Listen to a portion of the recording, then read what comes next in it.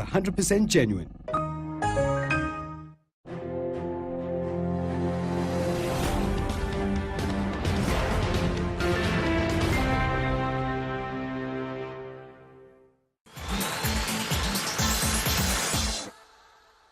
Welcome back to African Business Weekly. Now, the International Monetary Fund expects Nigeria to grow by around 7% this year, driven by robust domestic demand and high oil prices. But lingering challenges such as crude oil theft, infrastructural deficits, and insecurity pose a threat to the country in 2014. Nigeria is expected to emerge as the continent's largest economy in 2014, once the anticipated rebasing of the country's GDP takes place in the first quarter of this year. Compared to South Africa's $370 billion, Nigeria is expected to hit $405 billion. Goldman Sachs former chairman Jim O'Neill says the country is one of 4 nations globally whose economic prospects and favorable demographics position them as major players in the next 20 years. The IMF, however, warns that there are significant risks to sustaining this growth in 2014. If you look at the social indicators, unemployment, if you estimate at 2011 we are at 23.7%, our estimate was that 2012 would have been doing 25% unemployment. Wages haven't gone up. Wages are still very sticky, and the cost of living has actually risen. So when you think about what growth should do, should empower people, should create jobs, Nigeria hasn't done that yet. Oil revenue has continued to decline despite the relative stability in the oil price. The country's excess crude savings have dropped from $11.5 billion in December 2012 to less than $5 billion in November 2013. For me, it's good in some respects that the growth from that sector is reducing. It's also bad in some sense because over 90% of government revenues come from there. But at the NESG, right, we believe very strongly that Nigeria's economy needs to be diversified. Major changes are also expected at the central bank this year, with current Governor Lamido Sanusi's term coming to an end in June and 5 members of the central bank's Monetary Policy Committee expected to leave their posts this year. What impact will this have on the monetary policy stance? I don't know what the president would do. Hopefully, he would agree to just renew their term so we have stability on the committee for another 4 years. If he has candidates, he might want to change his nominees. With QE tapering in the U.S. and an increase in interest rates in Europe, capital inflows into Nigeria's capital markets may also be negatively impacted, and the exchange rate could come under pressure. First, it was the BRICS, and now everyone is talking about the next generation of emerging economies: Mexico, Indonesia, Nigeria, and Turkey, known as the MINTs. Now, Executive Chairman of Templeton Emerging Markets Group, Mark Mobius, told Bloomberg's Gavin Sirkin why Nigeria is one of the most exciting frontier markets in the world. How do you fit Nigeria into your view of the world of frontier markets? Nigeria is very, very important. In fact, if you look at our funds, our frontier funds, you'll see Nigeria is at the top in terms of weights of countries. And the reason for that, of course, it's a very young population. It's a large population, 20% of Sub-Saharan Africa, and it's a very dynamic place. It's relatively fast growing. This year we're expecting 6-7% growth. So it's really an important place for us to be. Why do you think Nigeria is so popular? You know, you've got a big population. That means a lot of trade, a lot of activity going on. And secondly, you've got a vibrant and growing middle class, a big consumer population, a young population that will be consuming more and more as you go forward. And very important also is the British legal tradition, because when companies want to come in here to establish relations, to do business, they have some degree of legal foundation on which they can rely. And the companies are organized in that way. So for portfolio investors like ourselves, that's very important. What sectors do you look for in Nigeria at the moment? Consumer, obviously, that's really where the focus is. We get into the consumer area indirectly with banks because the banks are expanding their consumer business, their consumer services. And then we go into the beverage area. Beer companies would be obvious, Guinness, Nigerian breweries, companies like that. And then also we're looking at other consumer names, smaller companies that we think going forward are going to be important. It's important to note that we also invest in South African companies that have a lot of exposure to Nigeria. And a good example would be MTN, the big telecoms company based in South Africa, but doing a large part of their business here in Nigeria. That was Mark Mobius, Executive Chairman at Templeton Emerging Markets Group.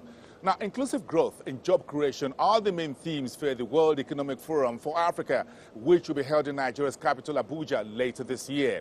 These goals are also being reflected in Nigeria's 2014 fiscal budget as the country plans to invest in areas that leads to job creation. Joining me to discuss this is Wahid Olagoju, Executive Director, Business Development at the Bank of Industry, and Bismarck Rawani, Managing Director at the Financial Derivatives Limited. Gentlemen, we thank you for joining us on these discussions. Bismarck, let's start with you. The World Bank has put Nigeria's unemployment rate at 22%, one of the highest rates on the continent. How do you think the country can reduce this level of unemployment? To deal with it, you have to have a comprehensive strategy, which involves actually investing in the small and medium-scale enterprises that have an investment multiplier and a catalytic effect on the economic activity of Nigeria.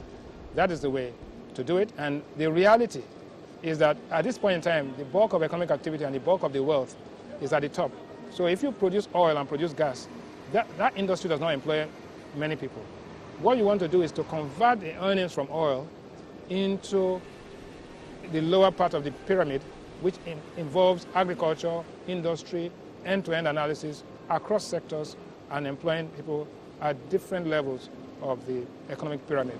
Wahid, Bismarck talked about this very high rate of unemployment. From a specialized institution point of view, the Bank of Industry, how is this issue being tackled? We're talking about a workforce of about 50 million Nigerians, out of which 30% are looking for jobs. That means we're talking about 17 million people out of jobs.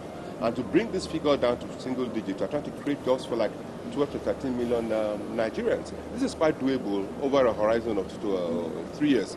Based on our own experience that he talked about, we've paid a lot of emphasis to projects that stimulate jobs. We discriminate actively in favor of jobs that have high employment generation and those that use local raw materials. Do you think the budget for 2014 predicated on inclusive growth and job creation is a starting point for that? I don't think that 2014 is actually targeted at growth. It's targeted at fiscal consolidation and making sure that the quality of spending rather than the quantity of spending is addressed. Recurrent expenditure is 73%, while the capital expenditure is only 27%. Now, if you were to do it, it should be the other way around. The investment multiplier actually applies to capital expenditure, and that is what creates the jobs for the long run. Bismarck, in what critical areas do you think the government should fine-tune the economy to achieve inclusive growth, job creation much faster in the face of a dwindling revenue? Invest in construction, invest in the fundamentals of the railway project, invest in power, and invest more than anything else in domestic refining. One of the beauty of globalization is that once the transaction is right, we'll always be able to mobilize resources from within or outside the country. We're into partnership with BNDES of Brazil, IDC of South Africa, for example, and the Development Bank of China. These are institutions that have a lot of resources and they want to invest in the Nigerian economy. What challenge do you think industrial revolution face from a point of funding? The biggest challenge Nigerian economic transformation faces today is people. The Nigerian economic story is constrained more from management than finance.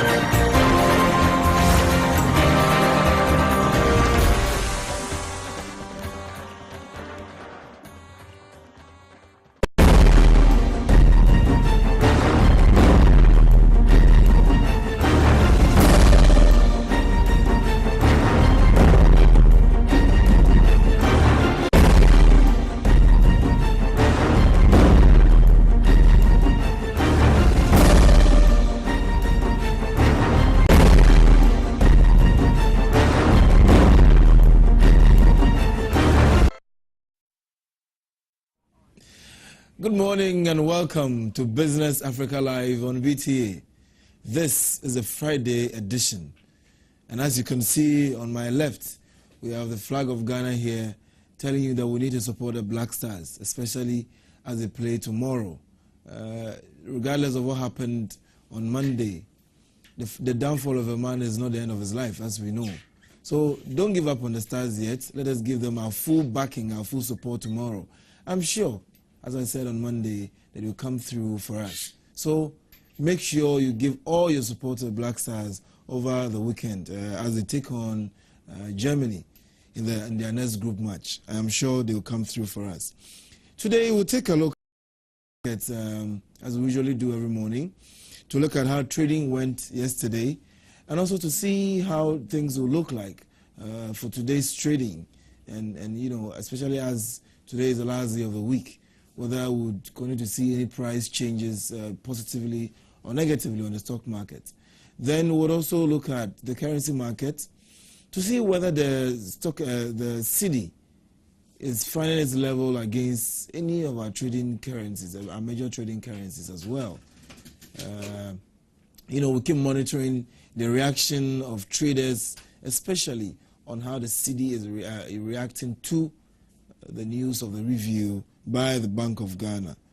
Then we'll take a look at the current state of import in Ghana, vis-a-vis the review of the forex measures, as well as, you know, their thoughts as we prepare for the signing of the EPA. I'm sure they will have their own thoughts on how things should be. And they are also having some issues with the depreciation of the cedi.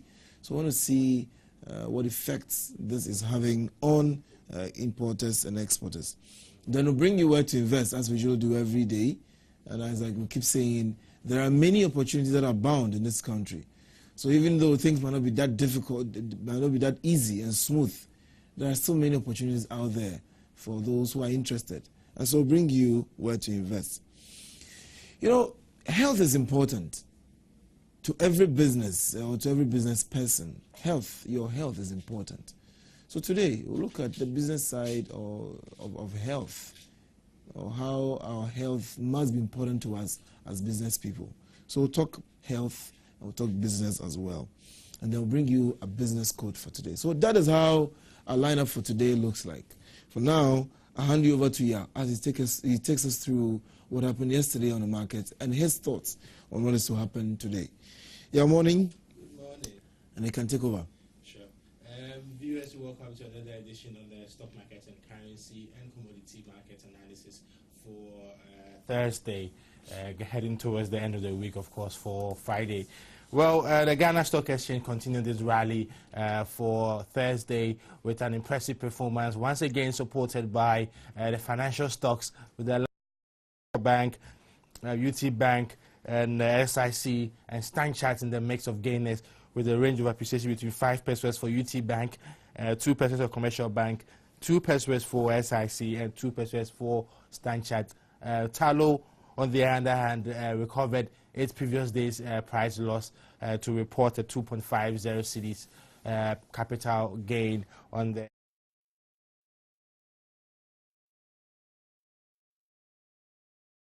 Talo share. In terms of volume traded, a total of just about 173,130 shares traded at a consideration of 127,000 shares trading. I mean, in terms of turnover, so 761,000 Ghana cedis trading at the end of Thursday. In terms of losers, we saw the likes of Guinness Ghana and Societe Generale reporting declines at the end of trading on Thursday, with Guinness Ghana slamming to an 18 peso fall to close at 5.7 pesos, which is quite about the lowest it's been to since the beginning of the year.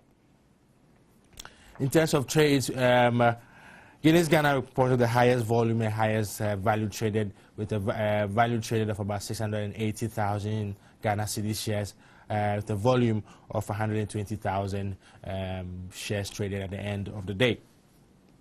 Now let's take a look at some African stock markets and take a look at the Johannesburg Stock Exchange, where a total volume of just about a total volume of about 50 million shares traded, with the index going up by 569.55 points at a year-to-date of 12.51%.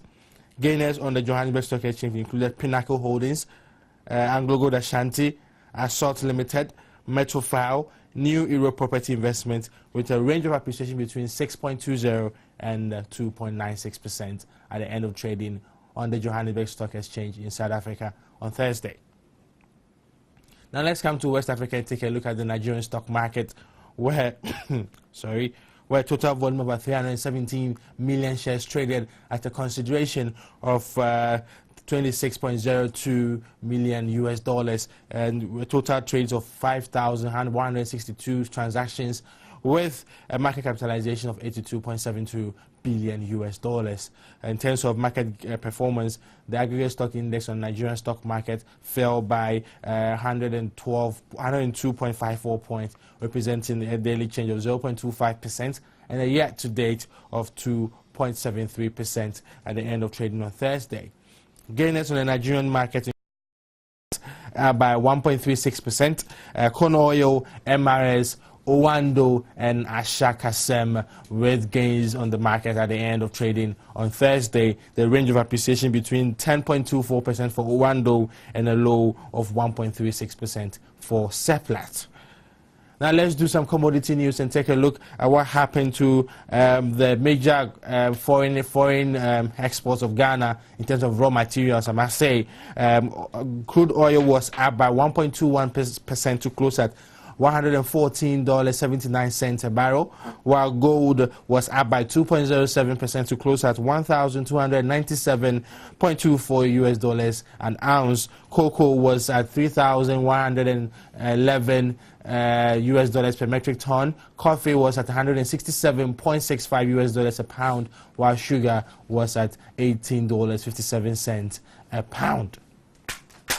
Now let's do some currency information. Take a look at the performance of the Ghana cedis on the interbank market to its measures. The Ghana cedi reported marginal declines to the dollar and the pound sterling at the end of trading on Thursday, with the year-to-date staying at 39.28% and 42.79% for the US dollar and the pound sterling respectively. Against the euro, the Ghana cedi recorded a fall of 0.24% to the euro and the same margin to the CFA, with a respective year-to-dates of 36.82% and 26.91% at the end of trading on Thursday. So hopefully we should see some stability again in the value of the Ghana cedi to the dollar in the subsequent sessions after the measures have been introduced, of course, on the market. We should also see some the Ghana Stock Exchange reports another composite appreciation on the market on Friday, whilst some African countries will continue to see some appreciations, of course, especially in the Johannesburg Stock Exchange and the Egyptian and the Tunisian market to record some gains, while the Nigerian market still remains in quite some volatile state, as we saw in the analysis we did just a few minutes ago. So I'll hand you over to your regular host or your commandant for the show, and we continue our discussion with that. Thank you very much, Yao. Interesting things happening on the market. If you are taking a look at exchange, for example, we saw 7 price changes yesterday, with Talo leading the pack with 2.50, 2 cedi 50 pesos gain in price. And then with Societe Generale and GGBL, Guinness Ghana Brewers, losing, on their pricing. Now, if you take a look at GCB and Stanchart and even UTB, it seems as if they are gaining some good momentum. GCB, yes. Stanchart and UTB, they've just started as well. Is it something, as I keep asking every day, is this something that's sustainable?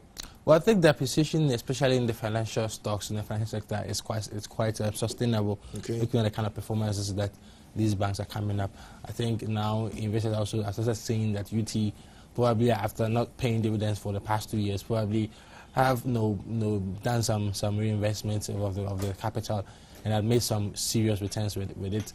So this has also, in another nutshell, has improved on the pricing of UT. Stanchart, yes, they have one of the banks, one of the very huge asset base.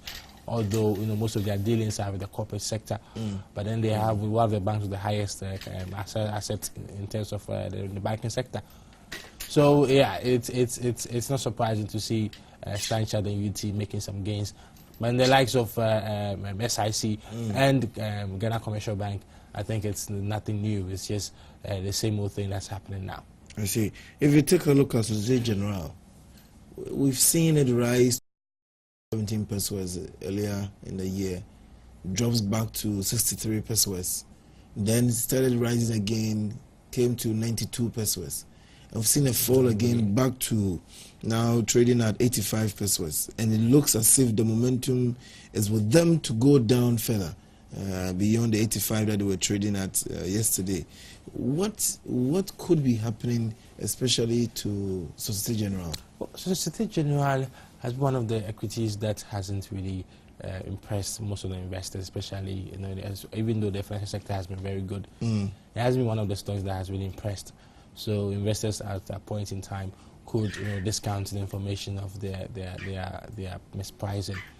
And of course, although it might look a little bit undervalued, but the momentum, because the stock itself, if you take a trend of their performance, there hasn't been one of the stocks that has really, on a consistent basis, has returned value to investors.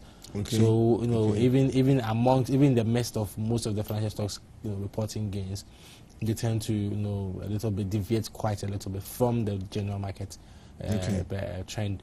But then we can also liken the performance of Societe Generale to that of Cow. That even though the performance keeps on going up, investors are quite skeptical about the performance of these banks, and then it does not necessarily reflect in the pricing of these stocks. I see. Now, if we look at also a company like Tallow, it had dropped significantly, about 2 days ago. And then yesterday we saw a rise back to where it was trading previously. Now settling at 34.50 cedis. If you look at that, would it be that people didn't believe that 32 pesos was right for Tallow, and so has to go back to? I think the issue when it comes to Tallow, it becomes a little bit dicey, even the way it trades. Okay. It's kind of a little bit dicey for anybody to even predict the performance of Tallow going forward. Although, as I said yesterday, it's one of the stocks that hasn't really lived up to most of the expectation of the investors. It's also has seen quite some marginal gains over the years, listing for about 30 or 32 Ghana cedis a share. 31. Listing for about exactly 31, and naturally 34. That's just about 4 years down the lane after listing. It makes it a little bit, quite an unattractive venture for most investors. But then we just realized that the case of the price decline I saw on Wednesday was just about I think one or two investors. When you look at the volume that was traded, you realized there wasn't much of any significance. It was just one or two investors, or even one investor who felt probably he wasn't making much and had to just cash out and then look into other, because the demand, unlucky for Tallow, there isn't much demand for it. So when you go to the market to sell, you probably will have to be down the price because there isn't much of demand for it. Demand for that. Exactly. So that was what exactly that happened yesterday and on Wednesday. And then yesterday what happened was just a case of the price being restored to its normal value at the end of the day, because probably although one investor might probably think that the value should be low, another also would think the value should be high. And at the end, when it comes to trading, it is when just at the point at the platform where the trade really happens. That's where price is determined, irrespective of what you think the price is. When you go to the market, it's what the other party is willing to sell or to buy at a particular price. That's where it will be done. I see. Now, if you take a look at Tallow and then the kind of environment they find themselves, or the kind of industry they find themselves in, oil exploration, wouldn't you give them some credit? Because sometimes you may pump money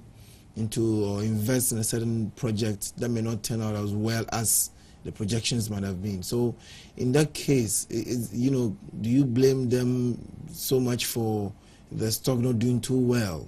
especially. Well, I wouldn't say blame Talo for how the pricing has been. Just that I think some of the investors did not really understand the business of Talo before getting into it, because it's a very risky business where you have to prospect some field, and you go and make some drilling, and which involves huge sums of money in terms of the investment in those fields. If you go when you make after making your exploration, you able to make very huge finds, then it improves your position in the market. But in the case where it doesn't necessarily bring you any good finds on after your exploration, then there are issues. Then investors beginning to think, well, why our money? Because at the end the company belongs to equity holders, and they might feel, why are we still putting money into this venture which is not necessarily returning much value to us? So it's much of a very risky business if you want to go into mining industry, especially with Talo, because they always will require huge capital investment. It's when they make these findings and then they're able to sell off the stake, that's where they're able to make the money. And now I think most of the attention has moved to East Africa, especially in the Congo Basin, in the around the shores of Mozambique and Uganda. That's where most of their attention has moved, apart from what they are doing in Ghana and probably around on the Gulf of Guinea, around the countries around the Gulf of Guinea. It's also making some findings in Mauritania, which the company believes that they could also find quite some significant oil deposits over there. So it's still early days yet to write them off, but then we just have to understand the notion that Talo is a very, very risky business, and then if you want to go into it, then you have to be able to be willing to be able to take up the risk. If not, then there will be these cases where their pricing will keep on falling and rising day in, day out. GGBL, I mean Guinness, has also seen, another decrease in their pricing. They had risen all the way to 6.20, earlier in the year, and now trading at 5 cedi 7 pesos, losing 18 pesos yesterday. If you look at that, and you would realize that there isn't a lot of demand, almost virtually no demand at all for Guinness Ghana shares.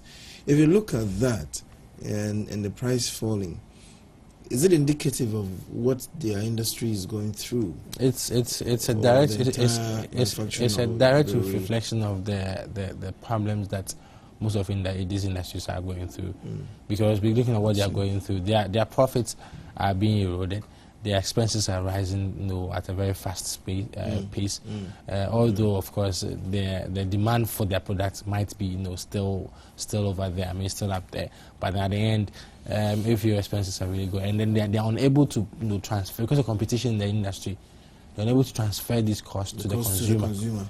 Okay, so now they are, more or less taking up most of these costs, and it's going against their business. And so, I mean, their pricing, of course, on the markets could go down, because, of course, the investor who places money in your company might not necessarily look at what you are going through. If you are going through situations where they feel you are risky, or you will not be able to return value to them, they move to another one. So that's been the reason why it's becoming like it's only the financial equities that are making gains right now. Because maybe when you move from Guinness Ghana and go to Farm Milk, it's the same situation they're also seeing there. When you go to Unilever, it's the same thing. When you go to PZ, it's the same thing. That's why all these stocks have seen their price going down. I see. Any predictions for today? Well, the trading I don't really expect a much deviation from what has been happening. It's still going to be the financial stocks. I see. So we should keep to it. Yeah. Are there, even though you mentioned GCB, are there any other ones you think we should be taking a look at? Well, we should take a look at EcoBank. We should be taking a look at CAR, which is one of the stocks that has been woefully undervalued for a very long time.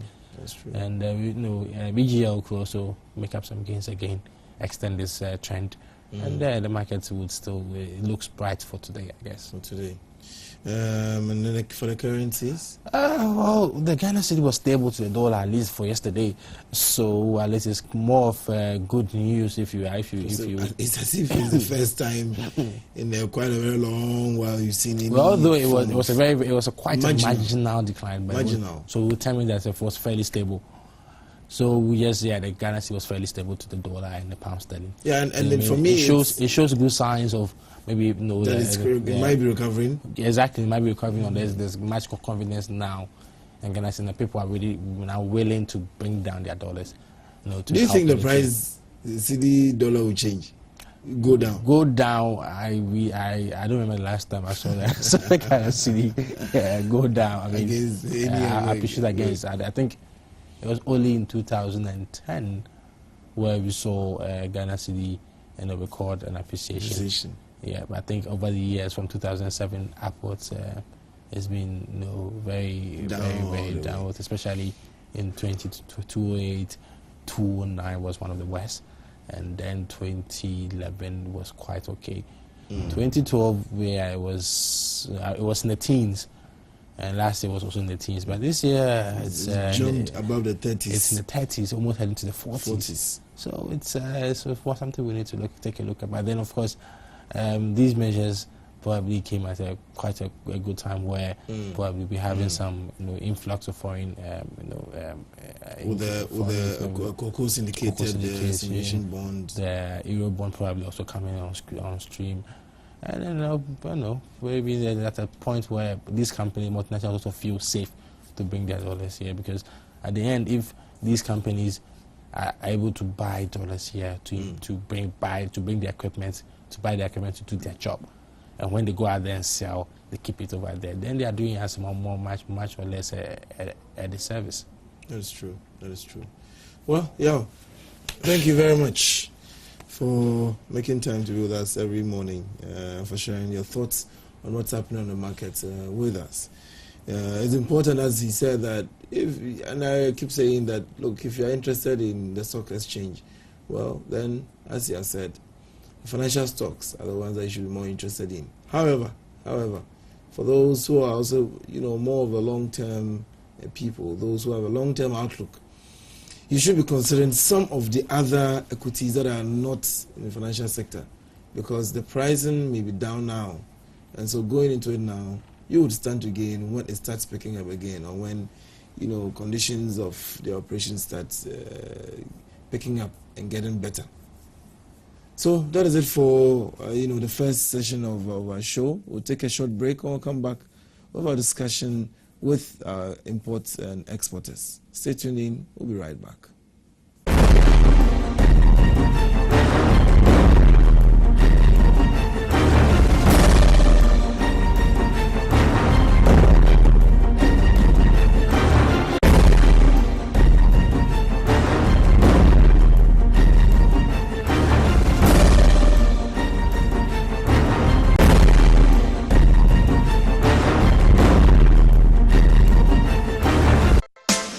Africa is becoming more populous and richer. It has experienced unprecedented and uninterrupted economic growth for the past 3 decades. But if African countries are to become economically successful, their governments will have to implement adequate policies which contribute to the expansion of the private sector, job creation, and an increase in the productivity levels. Corruption must be dealt with in Africa.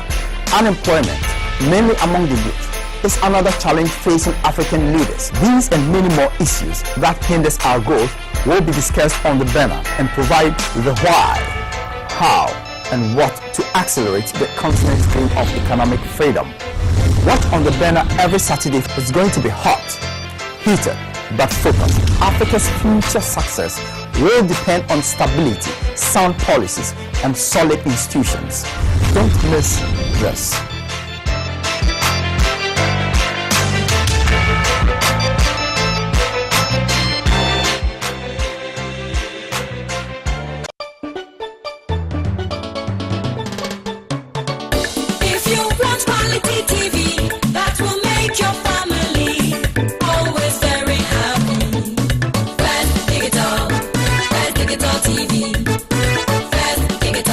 TV for your family.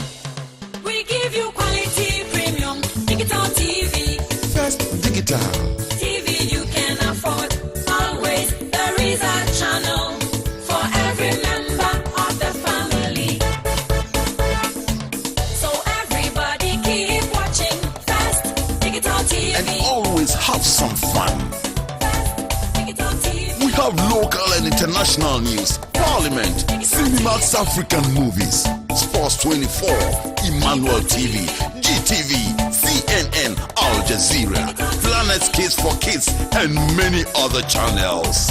Fast Digital, the Ghanaian in you. The sun is up, the spirit's high, people everywhere. Yeah. The food is good, the wine is fine, people getting high. Yeah. Mama here, Papa there, the whole gang too. Yeah. Everybody's dancing, celebrating all night long. Celebration, jubilation, come together, all together. Celebration, jubilation, all together, all together. Folks are jumping, screaming, and shouting, party everywhere. All our friends, let's join hands and make the sun shine bright. Why don't you come right in and have a good time too? Everybody's dancing, celebrating all night long. Celebration, jubilation, come together, all together. Celebration, jubilation, all together, all together, all together.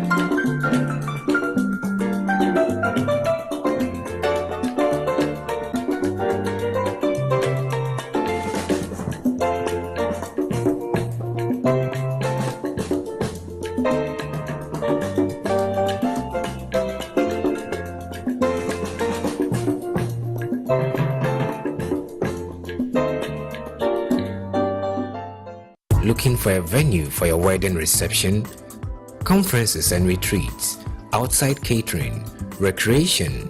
Look no further than Coconut Grove Beach Resort Hotel, located in Elmina. Coconut Grove Hotels, memories worth repeating.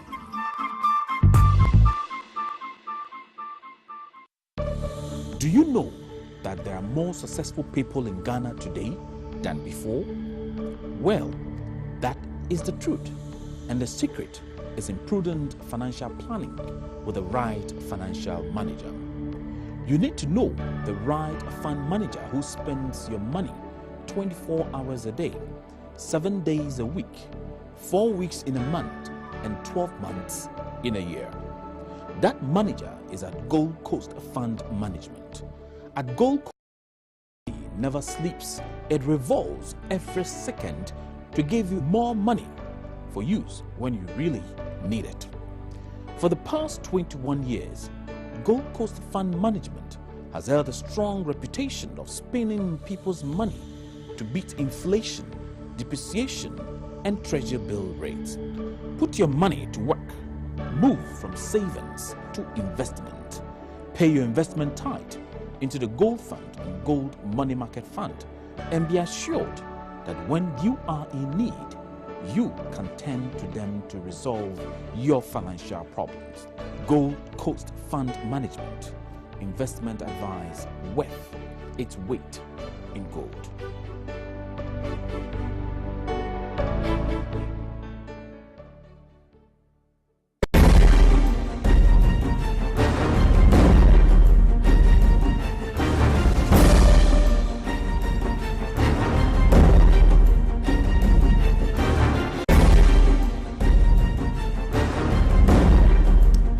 So you're welcome back from the break. Before we went on break, we were looking at the various markets, like the currencies, the stock markets, to see whether there are opportunities there for us to take advantage of. So that's what we're doing. Now we take a look at our import and exporters. They have some concerns. They have some, some issues regarding the Bank of Ghana forex measures, even the reviewed ones, and also the GRA's introduction of the new taxes, especially on banking services. And I was just telling my guests that even there is insurance as well that is coming. It's because the banking sector is more like the leading, sector. That's why they're starting from there. But insurance as well will pay some taxes. So we talk to them about those things, as well as some other challenges that importers and exporters are going through, that's making their work difficult. I have here with me Mr. Asaki A. Sampson, the Executive Secretary, Importers and Exporters Association of Ghana. Good morning and welcome. Good morning, my brother, and good morning to your listeners. Good to see you again. Good to be here too. Now, just give us an idea of the state of importers and exporters currently in the country. Well, this is a broader scope that you want me to elaborate for. As you rightly said, you're into this country and you know what importers and exporters in the country. Indeed, I think this is not the first time or the last time that we have had this interaction concerning the importations of goods or importers into the country. A chunk of the problem or the challenges, I may say, in the industry is coming from the importers, because indeed government is always advocating that they want us to do more export so that they can bring the inflows inject into our economy. But we are also agitating or advocating that yes, though we want to export, the importers are also paying some kind of money or duty in the form of duty to the state that they are also using to develop the country. One of the challenges or the main challenger to importers, I would say, is the special levy tax that was introduced somewhere 2013. As we speak now, one company, I can tell you that a time can pay that 2% or 1% up to 50,000 Ghana cedis or even more because of the volumes of the import that they are importing. If you go to the frozen food importers, if you go to the company that bring bulk or big bulk, when I talk of bulk or big bulk, we talk of people who bring in rice, who bring in sugar, you understand, who even bring in crude oil and other things into the country. These people are all paying because they are important, or frozen food, of course, they should bring full vessels to discharge into their cold stores. It's a worrisome situation, coupled with the 2014 VAT 2.5 that government of Ghana has also passed, Parliament of Ghana have also passed it, and it was implemented. I think it was passed somewhere 2012 or 2013. I can't remember. Yes, and it was implemented on the 8th of January 2014 this year. Yes. One will tell you that already if you have a businessmen and women in your country complaining that special tax force, special levy is a burden to them, and you've gone ahead to add more burden onto them. We have been advocating to government that government should say, okay, well, look at things, we need money. True, though, yes, we've not disagreed that government doesn't need money to do developmental issues, but you don't always look at one particular aspect, that if I need money, you turn left, right, that is the only place you go and make money. Why am I saying this? At the same time, when they wanted to pass the 2.5 VAT to bring it to add onto import, making it 70% flat rate now for imported VAT, there was another group, that is the mining company, mining sector. They were also supposed to pass a windfall tax. Even though it has been passed, it hasn't been implemented because the chambers of miners and then their agents stood against it. I told you, condoms, fish input, and others were also part of the bill that they sent to Parliament. Their association also stood up and make sure that government withdraw all those things. Some were passed, but government says, okay, they have to put on hold, they cannot implement it. It is only the importers aspect that anytime they pass a law, government rush, or the Minister of Finance and his agencies, GRA and others, they rush to implement it. So it tells you that the importers have been left there like an orphan, and so nobody cares for them. That was the reason why the importer realized, no, to get it, we need to get a very strong advocate team or an association that will be there for the importer. And that since 30th of this January of this year, when the association came into existence, I'm quite sure that you've been hearing the submissions of the importers through myself, the executive bodies of the association that has been making our decision clear to government. Indeed, businessmen and women are really dying of this in this country because of so much taxes. It isn't like that in other countries, jurisdictions. If you go to Nigeria, I'm told that, reliably informed, that, and I stand to be corrected, because I get feed from the membership, that in Nigeria, if you are importing a 40-footer container, already the importer knows how much he's going to pay in this country.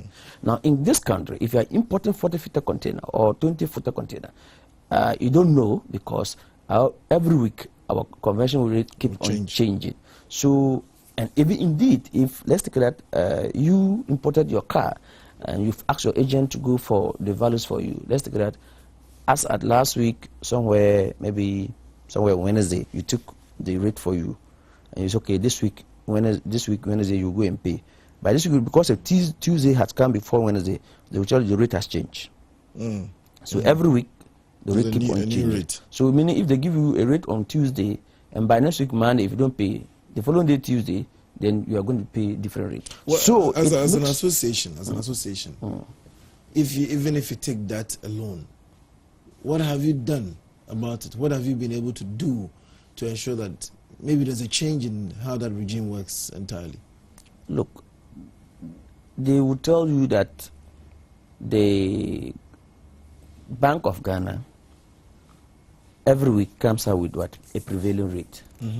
And that is what they are using to calculate duty.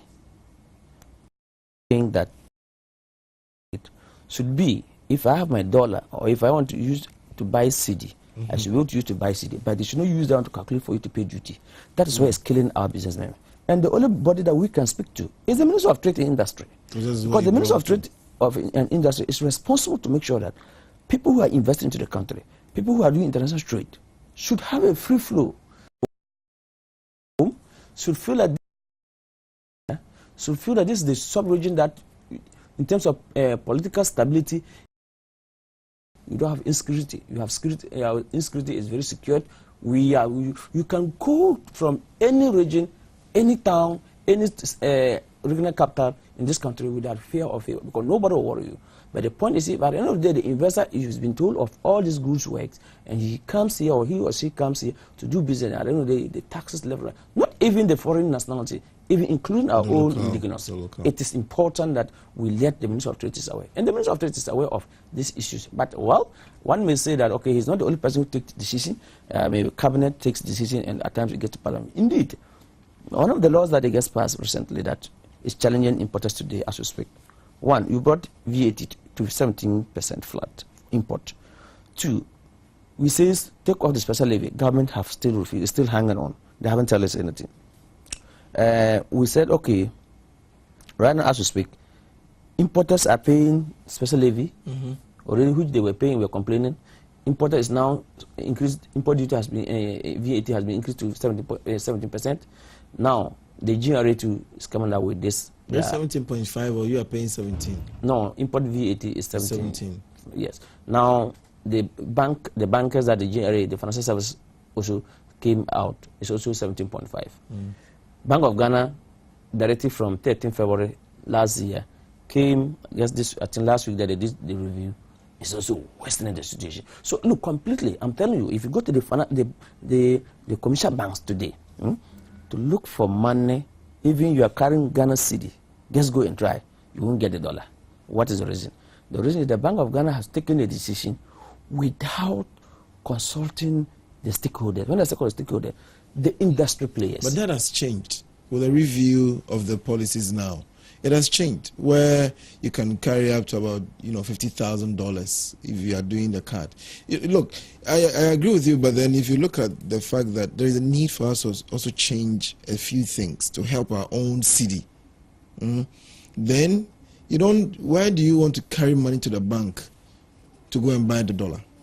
If you can easily put the money in the bank can put it on your card for you. Wherever you go, you can easily shop. Thank you very much. It happens. I like the idea that you've just raised. Now, the Bank of Ghana spent about $40 million US, stand to be corrected, if I'm sure they are listening, to develop the system of this cashless system. As we speak now, the Bank of Ghana will be hit hard in the sense that the GRA, the new laws that the GRA is implementing, you and I will not tell your banker that don't send me SMS. You and I will not tell your banker that don't give me email report about my banking statement. But even if you take the hard copy, you still pay. No, your you don't need it. You still pay. I either walk to the bank and say, you remember those days, go to the bank, you sit in front of the personal banker, you say, write my balance. My balance for me. No, but unfortunately, if you're a business, I don't need it. No, if you're a business, you can't afford not to have your bank statement. Thank you. You need to do your reconciliation. So it's important that you get your statement. You will pay. Oh, so reconciliation, either you done it every quarter, or you can't afford to do every quarter reconciliation. Either you do it every quarter, or you do it at the end of the year when your auditor's account audit you. It's a choice. It's a choice, but not compulsory. It's not a very helpful choice if you are going. No, but anyway. No, I want you to understand something here. The Bank of Ghana directives that you said was to maintain or to protect the cedi as against the dollar. I will agree with you. But I want you to also know that at the same time, the Bank of Ghana has failed Ghanaians with the measures that they brought. And they refuse to come and apologize to Ghanaians. They are supposed to come and apologize to Ghanaians in the sense that they are 2.4, right? At the time of these measures that they brought in, to 3.3 something. Is it worsen? Did they worsen the situation, or they've rather done the argument is also that if you look at the rate at which the cedi was depreciating from January, and then look at when they introduced the measures up to now, even though there has been depreciation, the rate of depreciation has gone down significantly. Did they give Ghanaians the total depreciation of the cedi? Yes, for example, 26. That in January it was about 7%. I'm saying the total depreciation of the cedi is 26. No, it's actually above 26 if you're looking at it that way. But they are giving you that it has dropped to 2.7, isn't it? A month. Yes. Now, from all the way up of 7%. Now, let me tell you practical measures. Business men and women, or Ghanaians as we are, we don't look at inflation, so we look at, is there money in my pocket? So you're looking at what price you bought this Ghana flag in January. Yes, and the value. Same price. Yes. Same so don't come and now. tell me that it's 2.0 when people doesn't have money in their pocket. Don't come and tell me that when importers have put their money into their banks, asking their bank to get the forex and transfer to their suppliers so that their goods can come, and they're queuing till date. People are not having it, and the money is lying with the black market. Look, one of the measures that they could have done, and I would have been happy, is if they had completely killed the black market situation. As we speak today, it is the Bank of Ghana who give us the prevailing rate every week. But as you speak today, as I'm speaking now, the market the rate is now rather determine the rate for the BOG. So the BOG is just, really? I'm telling you, absolutely, I challenge. I challenge them to come out and say no, because why should I go to the black market and get forex to buy, and I come to my because for the safety guaranteed me, I have an account. I say give me money for me to go, and I'm queuing, and the banker cannot be honest to tell her that we don't have the forex. Then they'll tell the tanker problem tomorrow. They've been telling you. That is what they've been telling our people. Well, let's take a phone in, see what people will tell you, what they have been the experiences. So what has been the effect on importers or on exporters? The effect is that, one, I told you that plan, right? You not budget to know that I'm going to spend $50,000 to do my business, including import, freight, and transportation and clearing. You get the market before you. This is the amount of money you're supposed to pay. So planning is completely down. Two, I want you to understand that from January to date, a lot of importers are no more imported. That's affected government heavily. And if the GRA would the government to the custom port, Takoradi port, or airport, they should bring their books and you see. You're saying that revenues they've collected will be lower than expected. It's deep, not because look, there are big companies to bring full vessels of goods every week. Time to down, they are not importing. They are not importing because they are looking for money to go. They can't get it. They are not importing because they don't pricing as against the city. Because $1 to 3.3, my brother, it's a help. So you are saying that the decision hasn't really helped. How coupled with the measures, but I'm about the decision of the city. When you bring, what is the practical effect it's also had on things that you've been in? Oh, the practical effect it has is that you suffer to pay or to convert your oxygen to the or because of the rate for you to pay your duty. You suffer to pay, or you bring the goods out, it's locked in your warehouses or in your store. People are not buying. Because people doesn't have the money. I see. Prices have gone up. Price will never go up. If you pay so much duty, you think you had to it. You had to look, and you know what? Is that by the time you finish selling, the dollar has risen against the city. So to act before you can transfer to go and bring a consignment. And that's why people are either they are winding up their businesses or they are watching before they can push, because they wouldn't want a situation where they push their money there and the money get back. But at the same time, it's not best for exporters. Well, because now your city is weak, so you remember the last time exporting will be cheaper. No, the Bank of Ghana, that measure that they brought first, it even made export. You know, before it is when and they repatriate their sales. Yes. Now it gets to the Bank of Ghana and they need to give it to the commercial banks so they can do sales. Now, as we speak now, the exporters have, because of the Bank of Ghana saying immediately they arrive within 5 days it has to be converted. Most of the exporters refuse to bring their money back home. It has changed. It has changed. It's 60-40.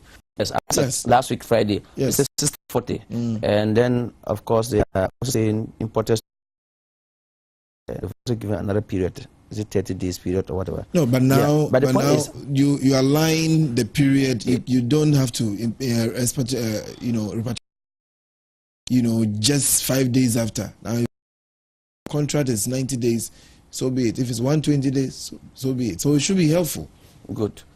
So it knows that people have contracts before their money comes back to the country. They now know. So first they didn't know. No. Why? The reason is that some of us has advocated for them to know that, look, don't think that bring the money back. Even in the country, people have supply who supply them and give them 60 days to pay.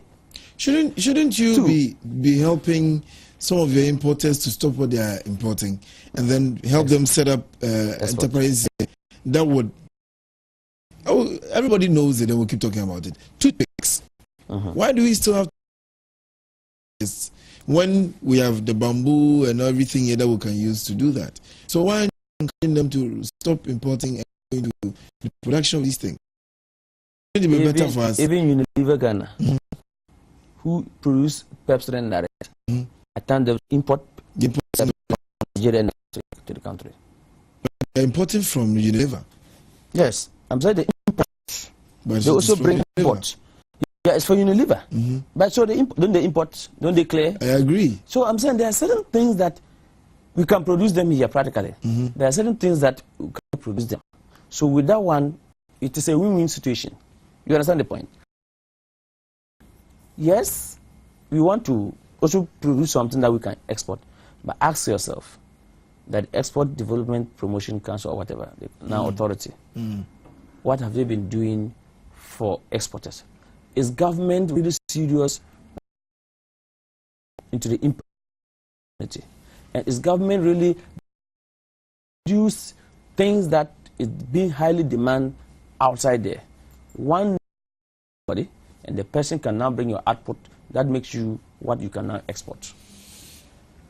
The Bank of Ghana reviewed the forex measures they brought in January, February. Reviewed it after a lot of back and forth because, yes, people were not happy with most of the measures, most of the measures that they had introduced and all that. And I'm sure importers had issues, exporters would have issues as well. Now, with a review, is it making any impact, or maybe it's too short to make any significant impact?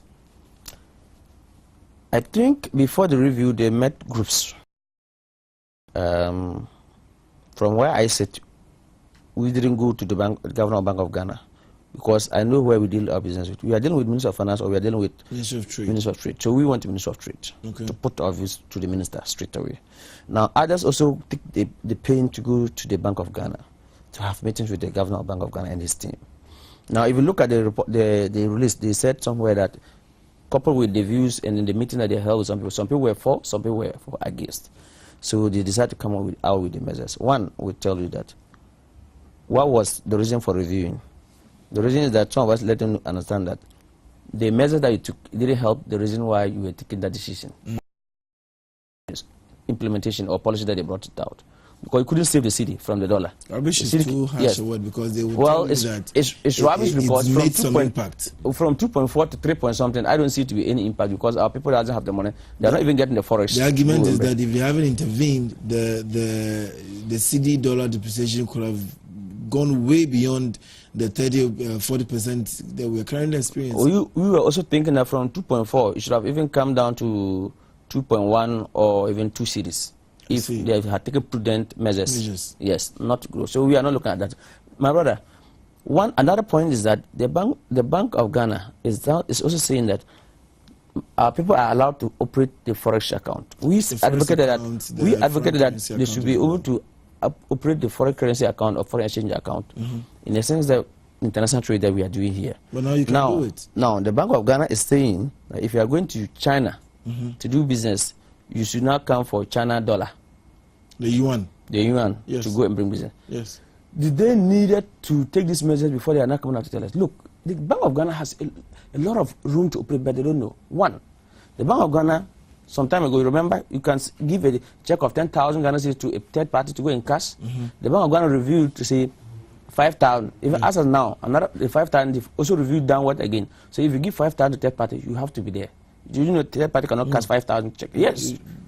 Yes, you don't know. It is, yeah, if you just go and write 5,000, your banker will call you, come and sign you for. But why do you want to cash the 5,000? Now, this is just to curtail people from carrying huge monies on themselves. We agree. Now, we are saying that the Bank of Ghana letter to the commercial bank that you know your customer, like you know me as the executive secretary for import and export in the country. So if you want to call me, you know where to get me. Oh, something comes to you, something's traveling, you know he's traveling to China, or he import most from China. The amount that I'm requesting in dollar, all what I want, by the time I get to China, my money is sitting there, I can use to do my business. Just transfer the same amount in yuan. All what the importer is interested to get the money to buy his goods and come back. That is true. But so that is you why don't need to take these measures when the things is not going hard and you come back and say, oh, we also want you to use this currency. Is it not their duty to advise us? Okay. Or is it their duty to take this measure that is killing people business before they not come back to advise us? But could it not be because when you are going to China, you would rather go and demand the dollar, and then you go there and change to yuan before you buy? Is that not why? I'm saying the Bank of Ghana has a duty to tell the commercial bank that, look, if this person, if your client is traveling to China, transfer China money on its equivalent to how much is asking in dollar. It's as easy as that.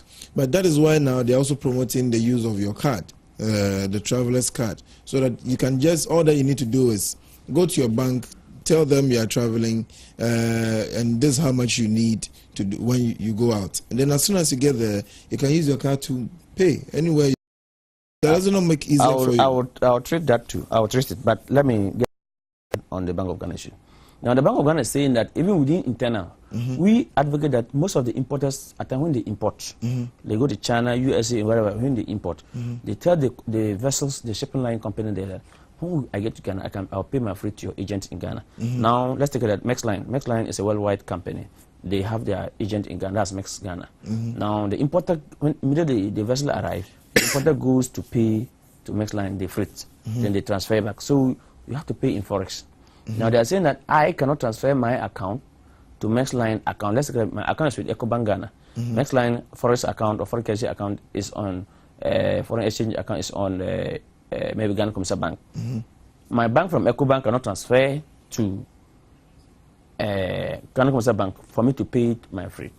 Now they are also saying that I can no longer have access to a checkbook or entitled to a checkbook, Forex checkbook. Which, if I were to be entitled to buy, I cannot withdraw more than I can issue a check to Maxline. They'll go and pay to the account and it's clear. It will make sense. You understand that? Okay. Now, they are also saying that if I want to transfer my money, I can transfer my money, all right, to outside up to from 25 to 50,000. But when I come back, that I need more money again, they should not give me until I comes back to account. The Forex not to account with the documentation. You may use an account, but what they are saying is that the documentation. Initially, they can go ahead and do it without the documentation. But when you want extra more, you want more of the dollar, then you should show for what you initially took the money for. That's what they've said. Yes, the point is that. But is it not fair? The argument we are making here is that, look, my brother, you know, business there's risk. There's the item of risk in it. Now, maybe I transfer to a supplier to bring me goods. My stock levels are going down. Okay. Now, my supplier could not provide me at the time I was in dire need. But another supplier can pop up and say, oh, I have the goods, I'm ready to supply you. Maybe this time I don't want to transfer to that person. I want to transfer and go there and buy my goods and come back before I start casing this. Because my stock levels is going down. But you can do that. When your stock levels goes down, your customers come and say you don't have it, go and come, you lose that customer. You know but then you can do that. If, for example, so you imported the first batch. When you are going to the bank to request for the funds to do that, you didn't go along with any documentation. But now that you are going again, looking for more, by then you would have had the documentation from the first supplier, right? So you go asking for more, you can show them the documentation, and then they'll give you the extra you're looking for. No, if they don't supply you, how do you get the documentation from the first supplier? I'm saying that. But you have invoices that you use. No, I'm just saying that the Bank of Ghana says you can transfer up to 50,000 now without documentation.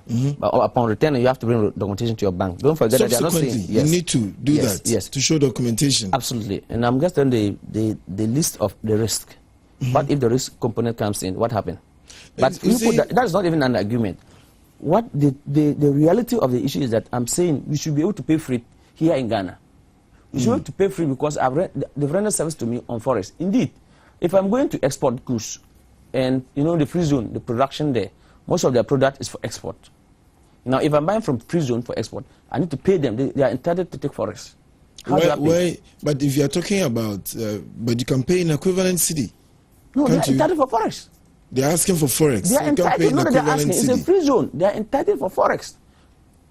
If they render service to you, they render service to you in forex. So you have to pay them forex. How do I pay? Well, we'll explore this more. I'm sure we'll get Bank of Ghana official around one of these days to explore, to give some more explanation to some of these measures or the review that they've done, because there are quite a number of issues that SAMS, for example, is bringing up, and I'm sure a bit more clarity on these things will be helpful for exporters and importers. Let's take a short break. We'll be right back to continue our discussion with Samson. Stay tuned in.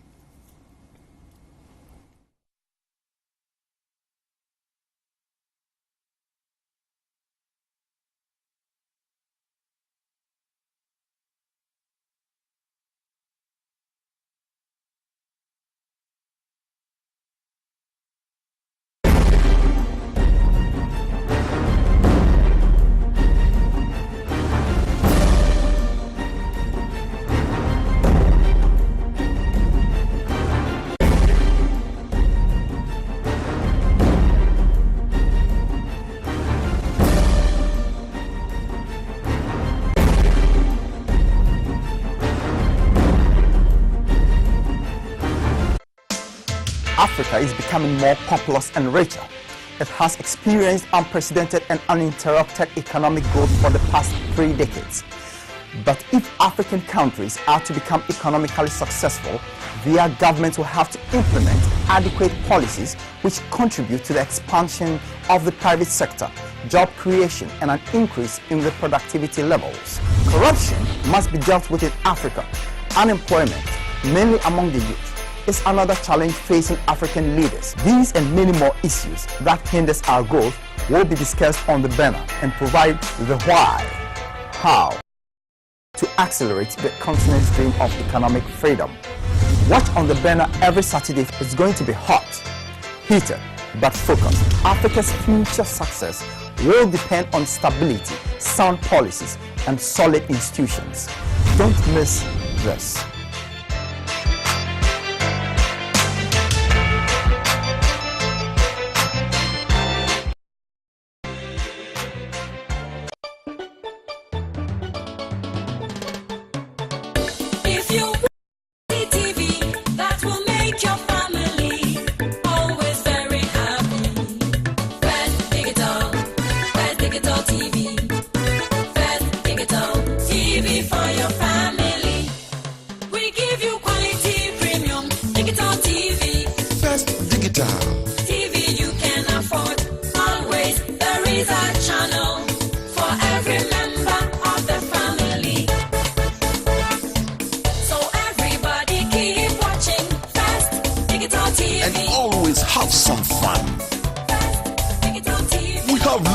International news, Parliament, Cinemax African movies, Sports 24, Emmanuel TV, GTV, CNN, Al Jazeera, Planet Kids for Kids, and many other channels. Fast digital, the Ghanaian in you.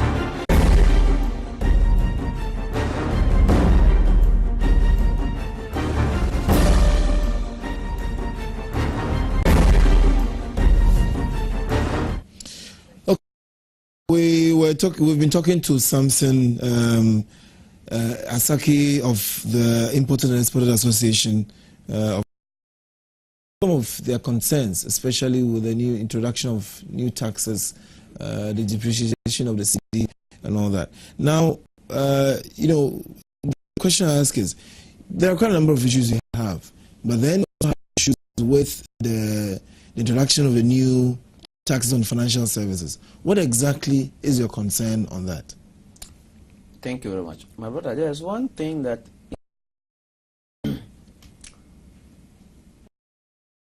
to implement, or we can see things, but we close our eyes, we did not see it. Why am I saying that?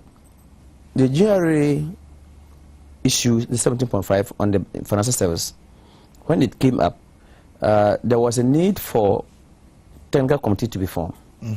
Now, when you look at the report that the Commissioner General signed, it says that the committee was composition of GRA, Ministry of Finance, and then the financial services. That's the Association of Bankers.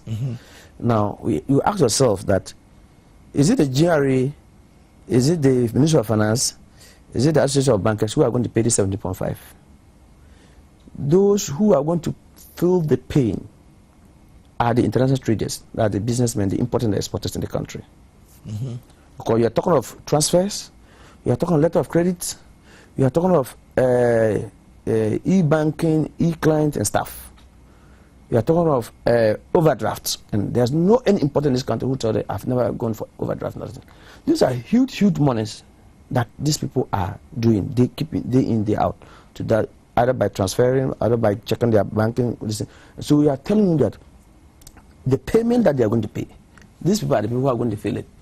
Not that the bankers had agreed that, oh, okay, if an importer transferring $10,000 for a business, the charge on it used to be 30 Ghana cedis. Not that they are going to pay the 70.5 on the 30 Ghana cedis, but on the 30 Ghana cedis you are going to pay on. Yes. So it is the importer who's going to pay, or it is the businessman or the businesswoman who's going to pay. Okay. You understand that? So it is not a healthy situation at all, because already the importers are really facing these huge problems from the what do you call it, from ports, paying so much taxes there. So taxes here, taxes there, it doesn't make. And indeed, they say value added tax. If I'm paying tax on my transfer, what value do I get from? Tell me. If I'm paying tax for my letter of credit to pay my supplier, my client, what value am I getting from? You're facilitating Facilitating what? Facilitating the transfers for you, your ability to be able to send the money to. That is why the facilitation, I pay for facilitation. I don't pay for, it's not government who's facilitating. It's not government who's facilitating for me. It's not government of Ghana who's facilitating for me. But the banker there who's facilitating for the transfer is the one that's why I'm paying services to him for services being rendered to me. This says value added tax. If an importer transferring money to go and bring his cargo, what value, if I pay 70.5 on it, what value do I gain from? Tell me practical terms. So I think at the time they were constituting this committee, they were supposed to bring in Importers and Exporters Association. They were supposed to bring in Ghana Union Trade, because their members are selling in the market and bringing their money, and they're also, most of them too, also import. You understand that? So we think that the composition of the technical committee was not up to adequate. Now it's come. They've passed it. What are you doing? Even in Parliament, we have a problem. My very good friend, Felix Kwachi, will say, even the committee chairman in Parliament, when he was called the first day to be informed about this release, he says that there might be this law need to be reviewed. A law that you were the champion, you lead the team to make sure you push it through Parliament. You did not even take your time to read through. Now that it's on the neck of people, and because he himself has even also received text message that today, if he writes his check book, or if he's an MP, when you go to his committee's meeting and he's so tired and forget where he places his check, and he's calling for another new checkbook, he's going to be charged. Now they are saying that, you see, so when you cannot eat when it doesn't, if it favors them, let it go. When it doesn't favor them, now it should come back. But the most important thing is those people don't even does huge transfers and other things. Those who does huge transfer, letter of credit and other things that they are talking of, that will fetch more money is the importers and exporters. What can we do? What should be done? Well, we think if they can hold it, if they are talking 1st July implementation, if they can hold it, if they may not hold it, I think we made it elsewhere clear that our people, we had Kingsley Hereford, we've had Kofi Bentel of Imani Ghana, and of course said they were going to go to court, and we said, well, if we hear that they are going to court, we will join them. in court because we join in solidarity, because we are also going to, our members are going to be affected. And indeed, we would do everything possible to make sure that government doesn't get this thing goes through. Because indeed, if this thing goes through, even the Bank of Ghana measures alone kill business. But then I'm saying, what was the excess of the Bank of Ghana coming out with spending $40 million to develop this software or to implement this e-cashless system in the country? For me to turn now, the Bank of Ghana is not telling me that even as an importer, I can load my money into my card, my credit card or debit card, and go and do whatever business. Yep. Now it's going to be charged on. You think they will go for it? Why shouldn't they go for it? Is it not easier? Is it not more secure than carrying money with you that somebody can easily even in government, there's inconsistency of communication, because the GRA ought to be communicating with the Bank of Ghana, the Minister of Finance ought to be communicating with the Bank of Ghana, or the governor of the Bank of Ghana ought to be communicating with these people. So they would have advised them, look, don't bring these things, because already we have spent so much money. What are you doing to help your importers and exporters? That's why we are advocating. That's why we are discussing the issues for them, for the implementers, for the policy makers to know that what they are bringing is going to cause mayhem in the country. Why are you not getting... We want to go, they are making the need to go back to the 1980s when people keep their money in their various homes, in their various rooms, in their offices. That's what the Bank of Ghana is doing. I mean, the GRA is doing. Why are you not getting the GRA to come and talk to your members, to try and explain to them how this works? Explain what? What we are saying is that you say, I'm looking for value. Am I going to get value if I pay that money? I'm sure you'll get value, and that's why they want you to do that. What value? Maybe what you should be doing... import duty. When they are paying so much import duty. Maybe what you should be doing is also help your members understand this. When you are going for release from shipping line, you have to pay VAT. When you are going for terminal, demurrage and rent, you have to pay VAT. When you are going to clear, you pay VAT. You come to the market, you pay VAT. Then you come to my bank, I pay VAT. VAT here, VAT there, VAT tomorrow. For what? Thank you for having me, my brother. Thank you very much. It's always a pleasure to be here. And anytime you call on us, we will be here to satisfy you. I'm saying he's a very engaging guy. Thank you very much.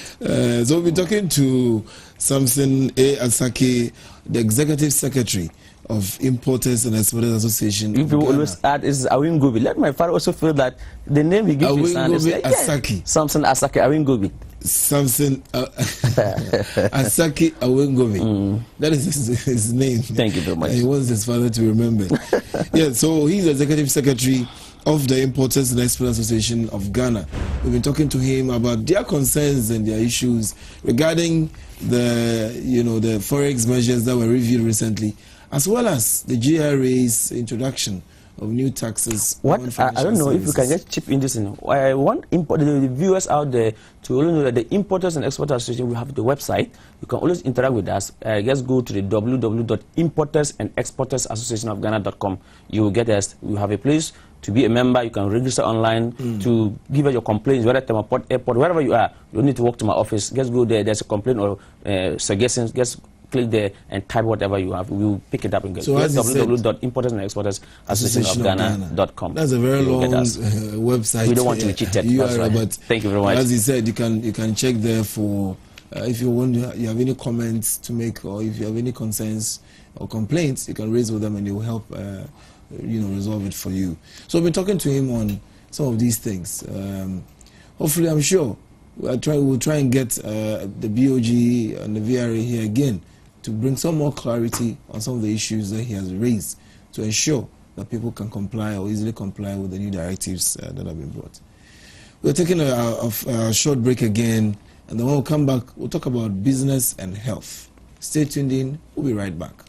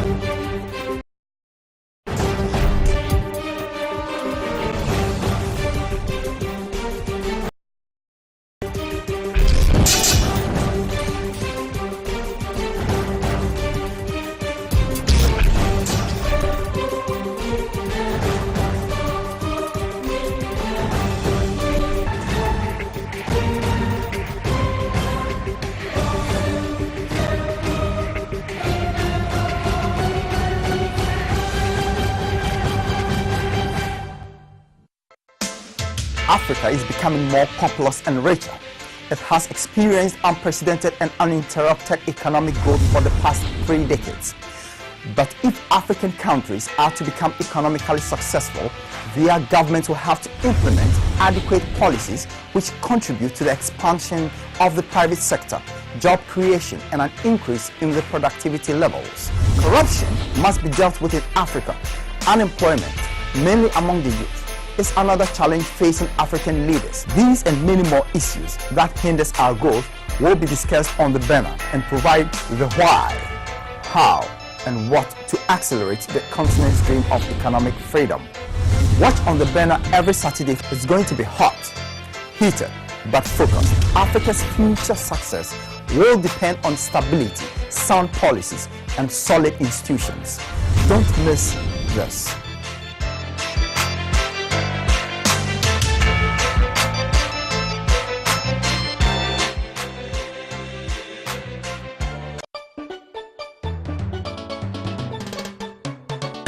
If you want quality TV that will make your family always very happy, First Digital TV, First Digital TV for your family. We give you quality premium digital TV. First Digital TV you can afford. Always there is a channel for every member of the family. So everybody keep watching First Digital TV. and always have some fun.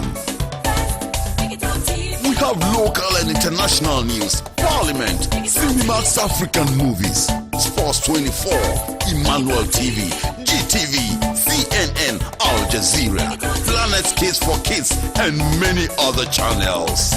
First Digital, the Ghanaian in you. The sun is up, spirits high, people everywhere. The food is good, the wine is fine, people getting high. Mama here, Papa there, the whole gang too. Everybody's dancing, celebrating all night long. Celebration, come together, all together. Celebration, jubilation, all together, all together, all together, all together. Folks are jumping, screaming, and shouting, party everywhere. All our friends, let's join hands and make the sun shine bright. Why don't you come right in and have a good time too? Everybody's dancing, celebrating all night long. Celebration, jubilation, all together. Celebration, jubilation, all together, all together, all together.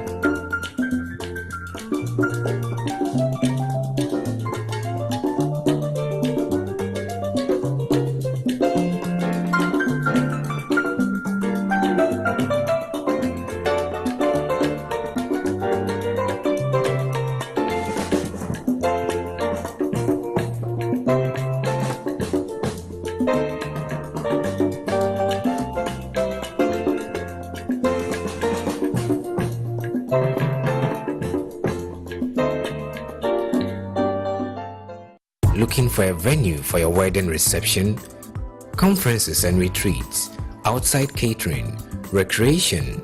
Look no further than Coconut Grove Beach Resort Hotel, located in Elmina. Coconut Grove Hotels, memories worth repeating.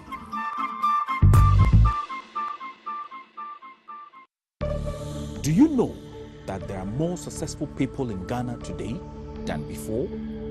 Well, that is the truth, and the secret is in prudent financial planning with the right financial manager.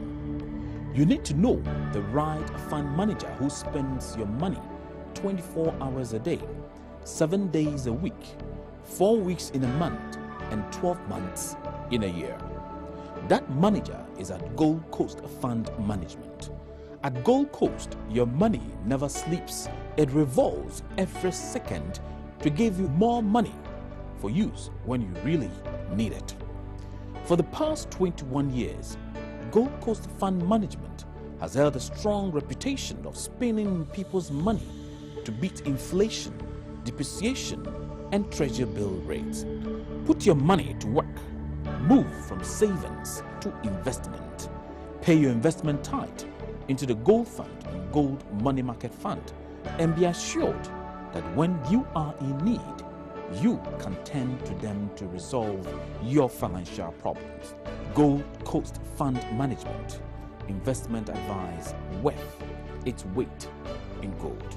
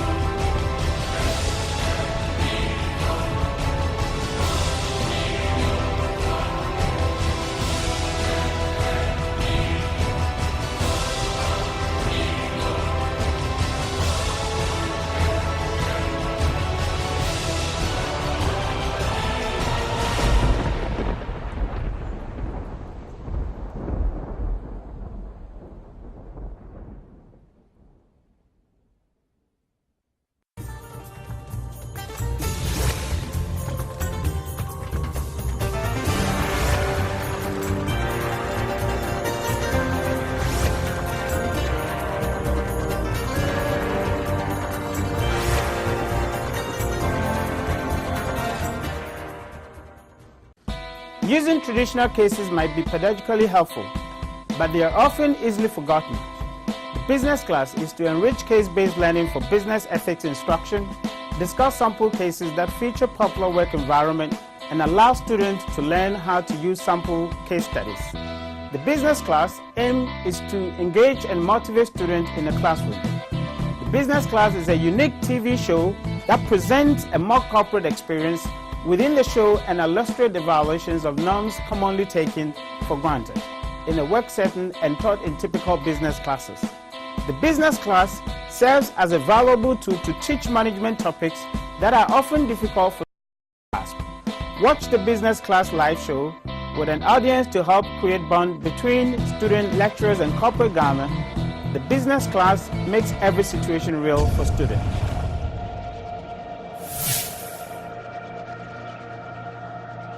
Looking for a venue for your wedding reception, conferences and retreats, outside catering, recreation? Look no further than Coconut Grove Beach Resort Hotel, located in Elmina. Coconut Grove Hotels, memories worth repeating.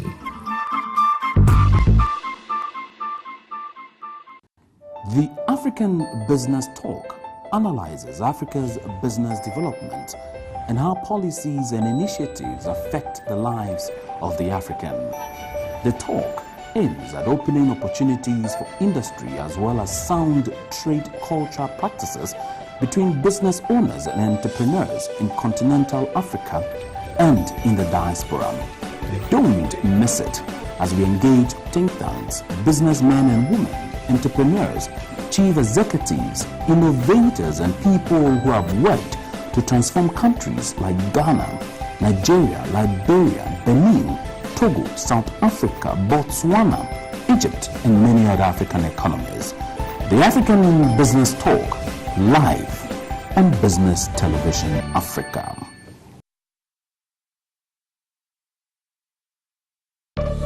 Do you know that there are more successful people in Ghana today than before? Well, that is the truth. And the secret is in prudent financial planning with the right financial manager. You need to know the right fund manager who spends your money 24 hours a day, 7 days a week, 4 weeks in a month, and 12 months in a year. That manager is at Gold Coast Fund Management. At Gold Coast, your money never sleeps. It revolves every second to give you more money for use when you really need it. For the past 21 years, Gold Coast Fund Management has held a strong reputation of spending people's money to beat inflation, depreciation, and treasury bill rates. Put your money to work. Move from savings to investment.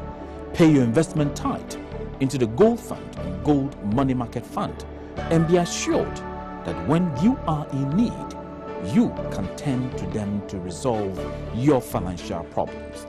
Gold Coast Fund Management. Investment advice worth its weight in gold.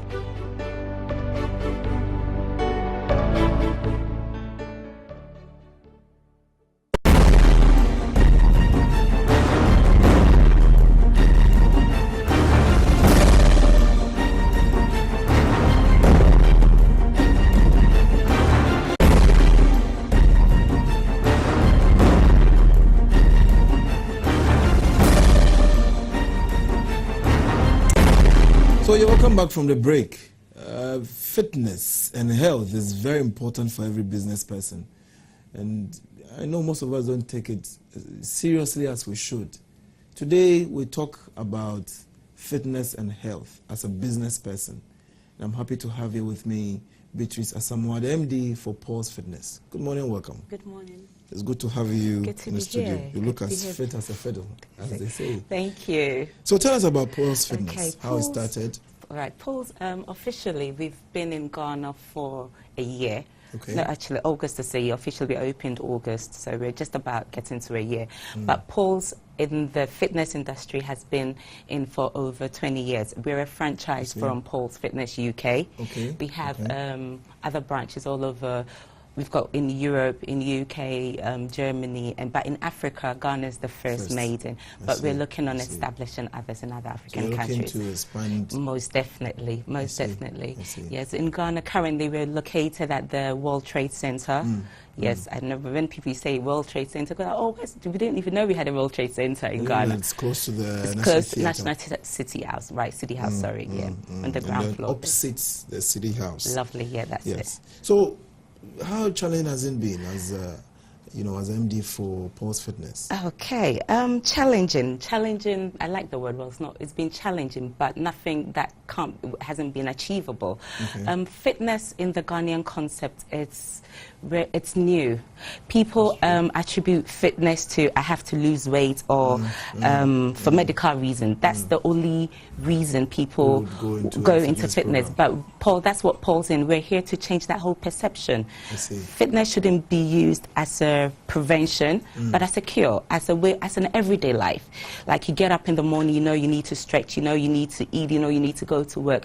We're trying to adapt that concept that fitness should be in our everyday living, on our everyday. It should be part of our life. Yes, that's it. It should be part of us. But as a business person, why the need for to keep fit? Actually, it should be why not the need? Why not the need? Because the need, it's oh God, it will need a whole 1 hour segment for that. There's the advantages as a business person, it's our ways. First and foremost, as a human being, you need to keep fit. It's true.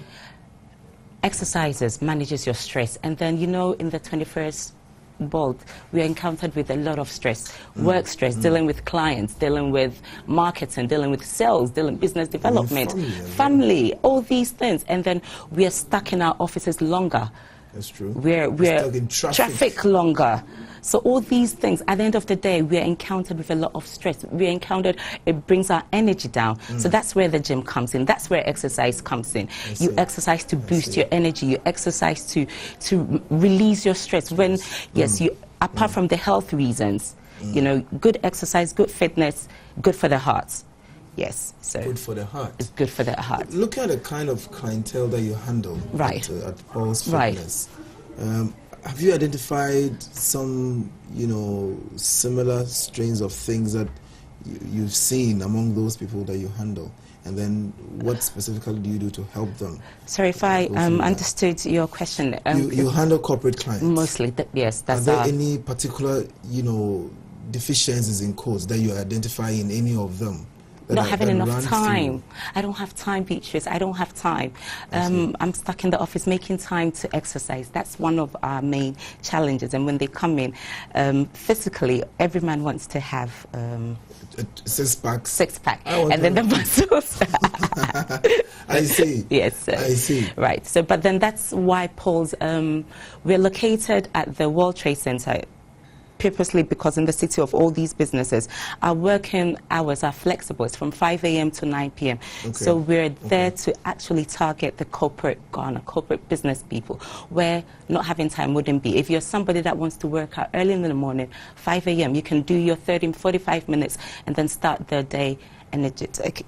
If you're somebody that wants to do evening after work, after 5, 6, 7, 8, 9, you can come in and get your workout done. So if I walk in today, how do you get me to start a particular exercise or the other? Okay, when you walk in today, we've got a bunch of lovely instructors. They're going to ask you what your fitness goal is. What do you want to do? What you want to do and what another person want to do might be different. What's your fitness level? So we're going to have like a 5 minutes just to get to know you and what actually you want to do and what works for you before we just let you into the gym to try on the equipment. I see. Okay. I see. So, right. Well, because of stress, because of all the various problems we go through. Right. I'm sure there are some particular exercises that you recommend for people in a corporate environment. Cardio. What, kind of exercises? Cardio, all right, lovely, yes. If you can demonstrate. I've got Eben here. Eben is an instructor with us. He's going to take us through 30 minutes. If Eben will join us and then just take us through what, some of the exercises are and how often we should have those types of exercises as well. All right, then. Yes. Eben, welcome. Oh, thank you. You can be in the middle as you take us through what we can do, some basic simple exercises that anybody can do, and whether we can do them in their homes, or Right. we have to be in the gym, we can do that. Okay. Even on a 15-30 minutes break, lunch, see. you can. There's certain ones that you can do whilst you're still in the So office. over to you. As he does it, then you can give us some explanation as well. You go and do a full body workout. That's from the upper body, lower body, your core, and also I think that your stomach does it. Okay. So it's going to combine upper body, lower. It's So up to you. before you engage in any workout, you have to warm up to put the various muscles into action. I see. Okay, so you start with a normal jogging count. Okay. So for 30, For how many 1, minutes? 2. We're doing that for 10 minutes, but 10 because of minutes. time. Yes, yes. So we do that for like 10 10 minutes. minutes, right. Okay. So 1, But he's gonna 2, 3, 4, go. 5, 6, 7, 8, 9. That's something I guess you can do even as you wake up. 3, Yeah. 4, 5, 6, 7, 8, 9, 10. 10 more to go. 1, 2, 3, 4, 5, 6, 7, 8, 9. 10. So we change, go to the high knee. 1 for 10 counts. So these are high knee 1, High knee. 2, Yes. 3, 4, 5. For how many minutes as well? It's normally 3 reps, but because of time, he's going to just do it for 30 seconds. 1, Yes. 2, 3, 4, 5, 6, 7, 8, 9, 10. 1, 2, 3, 4, 5, 6, 7, 8, 9, and 10. Okay. So this is just a warm up. Yes. Wow. And after every work, this is just the beginning. You need to do a bit of stretches. Make sure you don't fall when you're doing this. Yeah, actually, so you can do that for 3 sets. 3 sets. Yeah. Yes. Okay. So you count for 30 means- seconds. Okay. Okay. So the jumping, you jump on the spot for 30 seconds. 30 seconds. Okay. And then you do the high knee raises for 30 seconds. Okay. And then you stretch. So then you can do 30 seconds, 30 seconds for 3 sets. 3 sets. Nice one. Okay, so the stretching also go from the upper body to the lower. Okay. So you can just start by these are right, the left hand. Okay. Right just across. Okay. You are stretching the tricep. So you try to pull it up so that you feel the strength of the tricep. Okay, then you switch side. Or just that. Just stretching. Yes. Yeah, okay. So you're working And on your all the way back. triceps. Also stretching the triceps. Okay. You also switch the side. Okay, now this time around, 2 hands at the waist, the right hand up. You go bend all the way to the left. Okay. Then hold on for some time. Okay. Okay, for about 5 counts. 5 1, counts. 5 counts, 2, so 5 seconds. 3, 4, 5. Okay. Your Then turn. switch side. Okay. For another 5 counts. 1, 2, 3, 4, 5. Okay. Okay, now giving a little ironing. Okay. So when we are going to push, just let's assume you are pushing your car to the mechanics. So giving at the knee. So you squat as You well. push. 1, 2, 3. You can do this for 4, another 5. 6. Yeah. Okay. Okay. Then you can switch side to this way. So just 5 counts on all. 4, 1, 2, 3, 4, 5. Okay, now You back to the switch, center. okay. They move back. 1, I see. 2, 3, 4, 5. Okay. Okay. So that's the Interesting. stretch. So that's the warm up. So it's Yeah. 3 sets of 3 repetitions of what he just did. I see. Okay. And then I with see. let me just chip in this with the stretches, especially you can even do it during your after sitting 2-3 hours or 2 Okay. hours non-stop. Most of us have a sitting job that when you get to the office, just sat 2-3 hours without even knowing it. Getting up. Yes. So you can do those stretching exercises. It helps. It's I good see. for the body. Yeah. I see. All right. So Okay, so this is the So this is the warm up. Let's just warm up. This is just Warm up. This is the warm up. For those of you who are interested, this is warm up. Nothing has started yet. I see. I see. So after you've warmed up, then I think you need something. Two. Okay, so he's going to improvise. If normally at the gym, something. Okay. At the Assuming you are not in the gym, Yeah. then this is something you can. or do. if you're at home, this is something you can use. I'm sure we've all got just the five. yeah. So this can replace dumbbells. Yeah. Preferably dumbbells, but if you haven't got dumbbells, you can Yeah, use this. 2 bottles of 2 water. bottles of water. Water or sun Not or empty, gravels. empty, please, full. It's full. And it has to be the same weight. Weight. Yeah. It can be of sun or gravel or water. So if you can't buy water, you can get empty bottle. Yeah. Just fill it with just sand or gravel. Of course. That's all, but of the same weight. That is the important thing. Okay. Actually, I'm going to do 3 activities non-stop. Okay. We do tricep dips. Then we do the squats with lateral raise. Okay. Then we do the jumping jacks. So the tricep dips, go down, open your legs a little bit. Okay. Now work on your tricep. So for 10 count, you go to 1, 2, 3, 4, 5, 6, 7, 8, 9, 10. Okay. If you want to go more, you can go more. Okay. Now you go to the squat and the lateral raises. You're going to squat, you're working on our legs. These are too small for you. Actually, you're going to squat, working on the legs, and at the same time work on the shoulders. So we squat, you come up, lateral raises, are working on the shoulders. Okay. So you go down. That works on the legs, and then the raises on the shoulders. I see. Go down. So do 2 things. And one thing important, actually when you're squatting, that's your knee shouldn't go beyond your foot. People squat this way, which is wrong. Which is wrong. So actually you should go down, okay? If anything at all, should be level, but shouldn't go beyond that is it. Your foot. So you push your back a little back. Okay, so we do this one for 10. Go down. 1. So look at his knee. 2. Once he goes down. 3. Okay. 4. 5. 6, and it should be shoulder level. Shoulder level. Yeah. 7. Go. 8. Ben, can I ask you, when you say shoulder level, can you explain what shoulder level means? That means you mustn't rise. It shouldn't go beyond. Shouldn't go beyond your shoulder. Shouldn't go beyond the shoulder. Yeah. Okay. Okay, so one more to go. Down and up. Okay, then as I said, 3 activities continue. We're going for the jumping jacks, but 30 counts. Sure, jumping jacks. We all did it at school. Yeah. Yes. Yes, these are the jumping jacks. But it's very effective. So, yeah, good cardio workout. 10. 1, 2, 3, 4, 5, 6, 7, 8, 9, 10. 10 more to go. 1, 2, 3, 4, 5, 6, 7, 8, 9, 10. Okay. Actually, we've done this just within like 5 minutes. So you can't. Your excuse that you don't have time doesn't count. Yeah. Actually. Okay. Actually, it doesn't count. It's also important when I'm working out to just carry some water. Okay. I need to drink.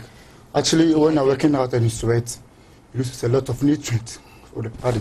So it's good that you drink some water. Okay. And then you just to replenish the system. So it's very, very important. Okay. But as to that, when he says drink water, we've also realized that you don't want to drink a whole lot at once. Yes, because it's just a sip, just to keep you hydrated. Yes. Yes, because what happens is if you drink a lot, you're going to feel, when you start jumping, you're going to feel pain and discomforts right in the tummy area. So it's just to take it in sips, not a whole. I see.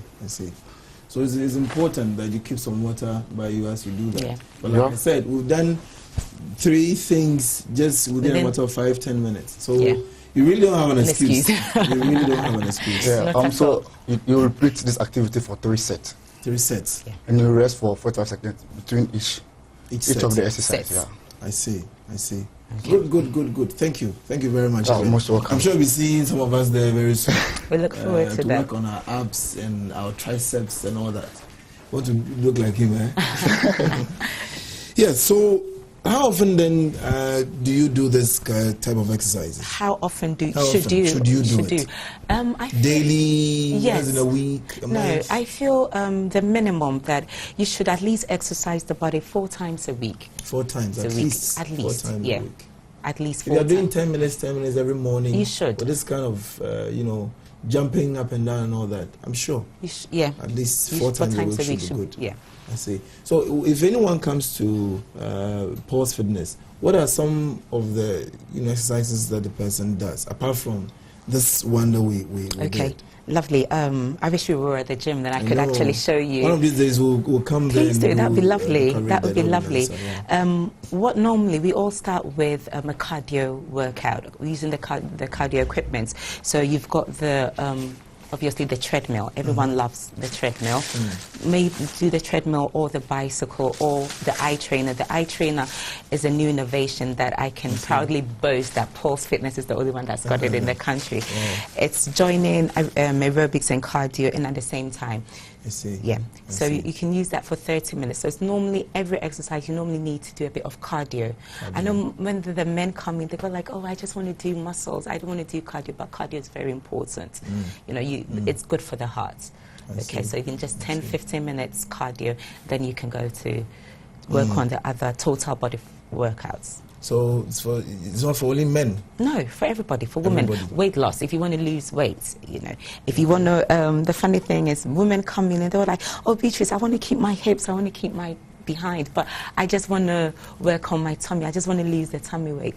Yes, the body loses weight proportionally. So even if you want to lose, even if you want to work on your tummy, you need to do cardio. You need to burn fat from the whole body. You don't want to look, you know, disorganized in your body structure. Yes, exactly. So you have to work the whole body out, and after that, then you work on your tummy muscles. Because if there's fat there, the only way you can burn fat is to do cardio. To do cardio. Yes, cardio. Yeah. I see.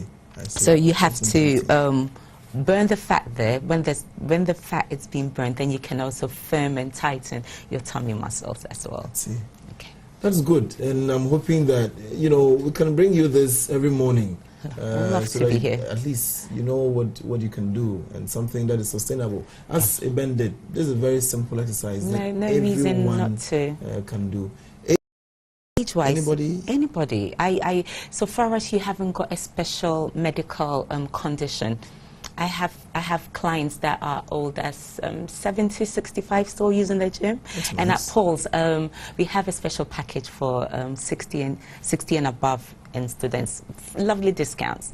I see. Yeah, so it puts people like us to shame. Maybe the 70-year-olds are doing exercises. Yeah. Then I guess we don't have an excuse not have to as well. But it's just all about having a proper instructor take you through exercising properly. So, because if you don't want to get to the gym, as much as exercises is healthy, is good, we need it. If you don't do it right too, it can be dangerous. So you need a person that knows how to instruct you to take you through. Is it expensive to register with Pulse? Not at all, considering the benefits you get. Not at all. Okay. Any last words to viewers out there? I also want to chip in this, that we at Pulse, we know that corporate people, they have a very stressful, you can go through the whole month without getting nothing to distress yourself. So we've created this thing that we call Gym and a Disco. Gym in a disco? No, gym. It's a gym and a disco. It's called Gymsco. So at the end of every month, the last Friday of every month, we have what we call Gymsco. It's just coming in your workout clothes, but dancing to various disco musics from the 90s, Zumba, African dance, as on to all these fun, just something to tell you that yes, the month is over. I'm going to distress at the gym and face the coming month feeling energetic. So we have it every last Friday of the month. So next week, Friday. Definitely. I hope you're going to be there. You must be there. Well, if I'm around, we'll see. All right, then, most definitely. We'll see. All right. So, okay, I see. Thank you, Beatrice. Thank you so much. Thank you so much for having us. You look good, so thank you. I hope thank you. Others will look at what you've done with yourself, and then that should inspire them to do that as well. So that has been talking to Beatrice Asamoah of Pulse Fitness on the need for us to stay fit as business people. That's been our program for today, a special Friday edition. As I said in the beginning, tomorrow the Black Stars are playing. Please, make sure you support them. Give them all the necessary support. You know, I'm sure they will come through for us. I am very sure they will come through for us. Germany or no Germany, Ghana will come through for us. So stay good, have a blessed day, and enjoy the weekend. We'll see you same time Monday morning. I am Benjamin Afre, your host.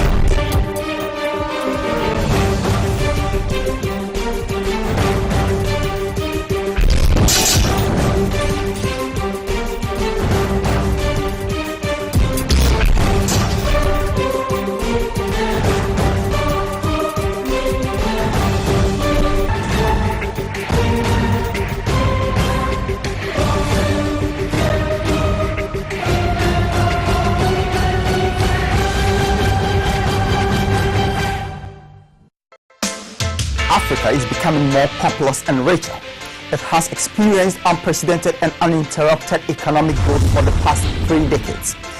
But if African countries are to become economically successful, their governments will have to implement adequate policies which contribute to the expansion of the private sector, job creation, and an increase in the productivity levels. Corruption must be dealt with in Africa. Unemployment, mainly among the youth, is another challenge facing African leaders. These and many more issues that hinders our growth will be discussed on the banner and provide the why, how, and what to accelerate the continent's dream of economic freedom. Watch on the banner every Saturday. It's going to be hot, heated, but focused. Africa's future success will depend on stability, sound policies, and solid institutions. Don't miss this.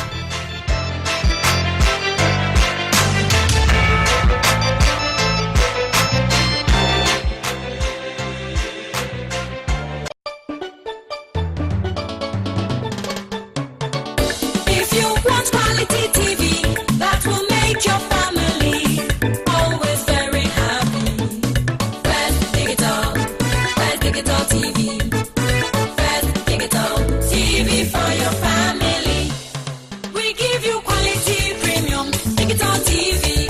First Digital TV you can afford. Always there is a channel for every member of the family. So everybody keep watching First Digital TV. and always have some fun. Digital TV. We have local and international news, Parliament, Cinemax African movies, Sports 24, Emmanuel TV, GTV, CNN, Al Jazeera, Planet Kids for Kids, and many other channels. First Digital, the Ghanaian in you. The sun is up, spirits high, people everywhere. Yeah. The food is good, the wine is fine, people getting high. Yeah. Mama here, Papa there, the whole gang too. Yeah. Everybody's dancing, celebrating all night long. Celebration, jubilation, come together, all together. Celebration, jubilation, all together, all together, all together, all together. Folks are jumping, screaming, and shouting, party everywhere. Yeah. All our friends, let's join hands and make the sunshine bright. Yeah. Why don't you come right in and have a good time too? Yeah. Everybody's dancing, celebrating all night long. Celebration, jubilation, come together, all together. Celebration, jubilation, all together, all together, all together.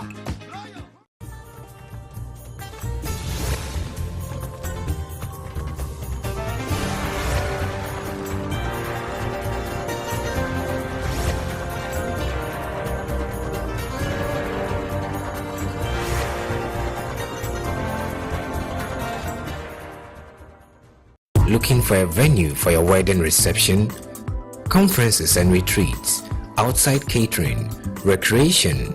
Look no further than Coconut Grove Beach Resort Hotel, located in Elmina. Coconut Grove Hotels, memories worth repeating. The African Business Talk analyzes Africa's business development and how policies and initiatives affect the lives of the African. The talk aims at opening opportunities for industry as well as sound trade culture practices between business owners and entrepreneurs in continental Africa and in the diaspora.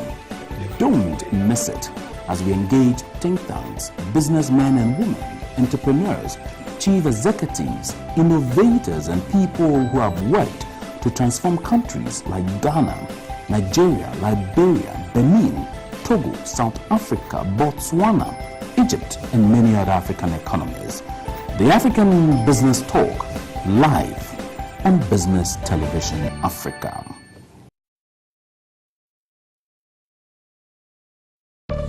Do you know that there are more successful people in Ghana today than before? Well, that is the truth. And the secret is in prudent financial planning with the right financial manager. You need to know the right fund manager who spends your money 24 hours a day, 7 days a week, 4 weeks in a month, and 12 months in a year. That manager is at Gold Coast Fund Management. At Gold Coast, your money never sleeps. It revolves every second to give you more money for use when you really need it.